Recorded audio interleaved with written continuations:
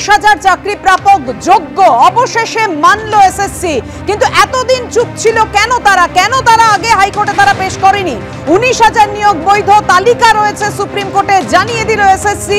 আমরা কথা বলবো, আমাদের সঙ্গে রয়েছেন আমাদের দুই প্রতিনিধি বিজেন্দ্র সিংহ এবং সৌভিক মজুমদার। সৌভিকের কাছে আসবো যে এসএসসি কেন আগে থেকে এই তালিকা দেয়নি, কিন্তু প্রথমেই বিজেন্দ্রর কাছে যাব। বিজেন্দ্র, কোন তথ্যের ভিত্তিতে এসএসসি 19,000 নিয়োগ যে বৈধ, তারা বৈধ চাকরি প্রাপক তারা জানালো?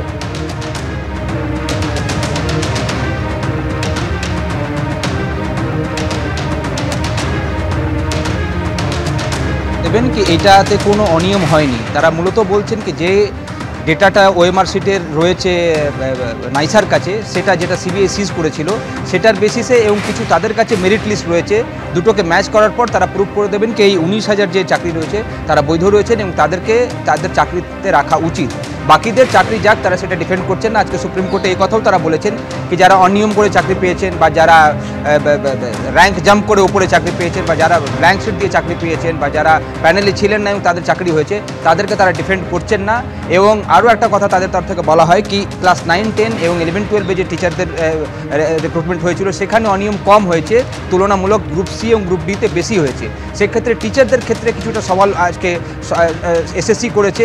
এবং একই যুক্তি আমি পাপি একটা আরও কথা বলবো কি West Bengal board of secondary এডুকেশনের তরফ থেকে যিনি আইনজীবী অ্যাপিয়ার করেছিলেন তিনিও এই কথাই আজকে বলেন। তিনি একটা পরিসংখ্যান দেন সুপ্রিম কোর্টের কাছে কি পশ্চিমবঙ্গে এই মুহূর্তে 1,32,000 টিচার রয়েছেন, যার মধ্যে যদি এটাকে পুরোপুরি বাতিল করে দেওয়া হয় তাহলে 18,000 টিচার প্রায় এফেক্ট হবেন, এই 18,000 টিচার বাদ হয়ে যাবেন। এবং তিনি বলেন কি এরা যদি এই টিচারগুলোকে যদি বাদ দিয়ে দেওয়া হয় তাহলে যে পশ্চিমবঙ্গের শিক্ষা ব্যবস্থা রয়েছে সেটাতে একটু প্রভাব পড়তে পারে। তিনি বলেন কি তারা সিনিয়র টিচার পাবেন না, কারণ এরা যারা রয়েছেন তারা 6 বছর তাদের এক্সপিরিয়েন্স রয়েছে, কিছুদিনের মধ্যে তারা সিনিয়র এক্সামিনার হবেন, প্রিন্সিপাল হবেন, সেক্ষেত্রে তাদের একটা এক্সপিরিয়েন্স রয়েছে, একটা বড় ক্ষতি হয়ে যাবে। এবং তিনি বলেন কি যদি মাথা ব্যথা হয় তাহলে মাথা কাটা হয় না, মাথা ব্যথার ব্যবস্থা করতে হয়। সেটা যদি কারো হেডেক হয় তাহলে হেড তো কাটতে হয় না, হেডেকের ব্যবস্থা করতে হয়, কীভাবে চিকিৎসা করতে হবে। এই উদাহরণ আজকে বোর্ডের তরফ থেকে দেওয়া হয়েছে। তবে কতটা গ্রহণযোগ্য হচ্ছে আজকে এই যুক্তিগুলো সুপ্রিম কোর্টের কাছে সেটা দেখার বিষয় পাপিয়া। কারণ বারবার একই প্রশ্ন উঠছিল যে ওএমআর সিট রয়েছে সেটা যখন নষ্ট করে দেয় এসএসসি, পরে একটা প্রাইভেট এজেন্সিকে কীভাবে হায়ার করা হয়েছিল, সেই প্রাইভেট এজেন্সি একটা অন্য এজেন্সিকে কীভাবে দিয়ে দিয়েছিল এবং একটা অন্য এজেন্সির কাছে এত বড় ডাটা, একটা ব্রিচ অফ সিকিউরিটি প্রোটোকল হয়েছে, এ কথাও আজকে চিফ জাস্টিস বলেছেন।